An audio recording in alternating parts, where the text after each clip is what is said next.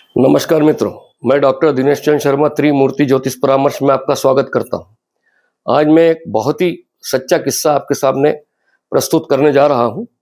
मैं अभी 2-3 दिन पहले मैं अपने बहुत अच्छे परिचित की बेटी की शादी में सम्मिलित होने गार्डन में पहुंचा, जो उन्होंने पहले से बुक करा के रखा था। मैं जैसे ही गार्डन में पहुंचा, बारात द्वार पर आ चुकी थी। दूल्हा घोड़े से उतरकर द्वार पर खड़ा था और पंडित जी के द्वारा जो भी कर्म करवाए जाते वो दूल्हे से करवा के और पंडित जी उनको उस कक्ष में ले गए जहां पर दूल्हा दुल्हन एक दूसरे से हाथ मिलाते हैं, जिसको हम लगन कहते हैं। घंटे भर की वो प्रक्रिया वहां पंडित जी ने पूरी करवाई और फिर उनको लेके स्टेज पे आए और स्टेज पे मंत्रोच्चार के द्वारा दूल्हा दुल्हन ने एक दूसरे को माला पहनाई। उसके बाद खाने पीने का प्रोग्राम चला। चूंकि मेरे अच्छे परिचित थे इसलिए मैं वहां देर रात तक रुका। देर रात के फेरे थे। फेरे के लिए दूल्हा दुल्हन हवन कुंड के सामने आए। पंडित जी ने उन्हें विधि विधान से फेरे करवाए और एक एक फेरे का महत्व बताया और फेरे करने के पश्चात उनको उनका दोनों का जीवन सुखमय रहे ऐसा आशीर्वाद दिया। और फिर पंडित जी ने जजमान से कहा कि भाई साहब, हमारा कर्म पूरा हो गया है, अब हम जाएंगे। हमारे परिचित ने मुस्कुराते हुए 1100 रुपये पंडित जी को दक्षिणा दी। मुझे देख के बड़ा आश्चर्य हुआ। मैंने अपने परिचित से पूछा कि भैया, गार्डन कितने में बुक किया? उन्होंने कहा 2.5 लाख रुपए रोज में, 5 लाख में 2 दिन का गार्डन बुक किया। और हमने कहा भोजन तो, क्योंकि 1000 लोगों का भोजन है तो इसमें भी लगभग 5 लाख रुपए लगे। और हमने कहा घोड़ी बाजे वगैरह सब मिला के 11-12 लाख का खर्चा हुआ है। उन्होंने कहा ठीक। भाई, तुमने 11-12 लाख का खर्च किया दिखावे के लिए। ये लोग जो खाना खाने आए हैं, ये खाना खाने के 2 घंटे बाद सब भूल जाएंगे। कोई कहेगा नमक कम था, कोई कहेगा मिर्ची ज्यादा थी। और ये दिखावा, बहुत से लोग कहेंगे यार बड़ा अच्छी शादी की, और जब वो दूसरी शादी में जाएंगे तो तुम्हारी शादी भूल जाएंगे। और जो पंडित विधि विधान से दिल से तुम्हारे बेटी और दामाद का जीवन सुखमय हो, इसका वो कर्म करवा रहा है, और बिना पंडित के ऐसे शुभ कार्य होते ही नहीं है।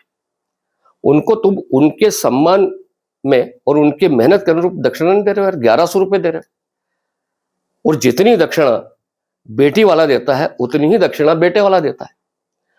तो आपको कम से कम इनको 11,000 या 21,000 देना चाहिए। तो परिचित ने मुस्कुराते हुए 5,500 खुद ने और 5,500 बेटे वाले से दिलवा के 11,000 रुपये दिलवा दिए। ब्राह्मण देवता बड़े खुश हो गए।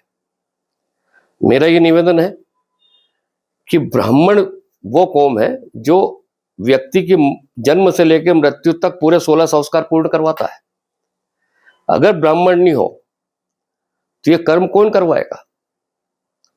और दूसरी बात, ब्राह्मण वो व्यक्ति है, यदि कोई जजमान उस ब्राह्मण की मृत्यु के लिए उसी ब्राह्मण से कोई कर्म करवाए तो उसकी मनोकामना पूर्ण होने का आशीर्वाद वो ब्राह्मण देता है, लेकिन अपनी मृत्यु का भी आशीर्वाद जजमान को दे देता है।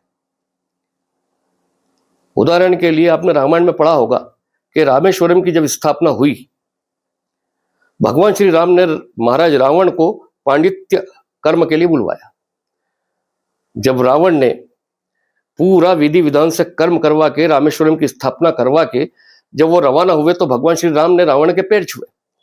रावण ने कहा कि जिस मनोकामना से तुमने ये स्थापना करवाई, ये कर्म करवाया है, वो मनोकामना आपकी पूर्ण हो। भगवान श्री राम ने मुस्कुराते हुए कहा, महाराज आपको मालूम है ये कर्म मैंने क्यों करवाया, स्थापना क्यों करवाई? रावण ने कहा, मुझे मालूम है, ये मेरी मृत्यु के लिए, मेरे वध करने के लिए आपने ये कर्म करवाया है। कि फिर भी आपने आशीर्वाद दिया। उन्होंने कहा ब्राह्मण का कर्म है। जब मैं ब्राह्मण बन के आया, आपने जिस मनोकामना से ये कर्म करवाया है, ये कर्म पूरा होने के बाद मेरा फर्ज बनता है, ब्राह्मण का फर्ज बनता है कि जिस कार्य के उद्देश्य से आपने ये कर्म करवाया है, वो मनोकामना, वो कार्य आपका पूर्ण हो। अब यहां मैंने आपको आशीर्वाद दे दिया है, ये मेरा ब्राह्मण का फर्ज था, कर्तव्य था। अब युद्ध की भूमि में मैं अपना शत्रु का फर्ज निभाऊंगा और वहां हम आमने सामने एक दूसरे के शत्रु रहेंगे। तो ब्राह्मण वो जाति है। इसलिए मेरा जो ये वीडियो देख रहे हैं ना, वो उनसे यही निवेदन है कि कम से कम ब्राह्मण का सम्मान करें और ब्राह्मण को उसकी मेहनत के अनुरूप उसके सम्मान के अनुरूप उसे दक्षिणा दी जाए। मेरा वीडियो अगर ये आपको पसंद आया हो तो इसे ज्यादा से ज्यादा लाइक करें और ज्यादा से ज्यादा शेयर करें और सब्सक्राइब करें। मैं ऐसे कई वीडियो आपको वीडियो के माध्यम से आपको ऐसी अच्छी चीजें बताऊंगा, अच्छे अच्छे किस्से बताऊंगा। नमस्कार, धन्यवाद।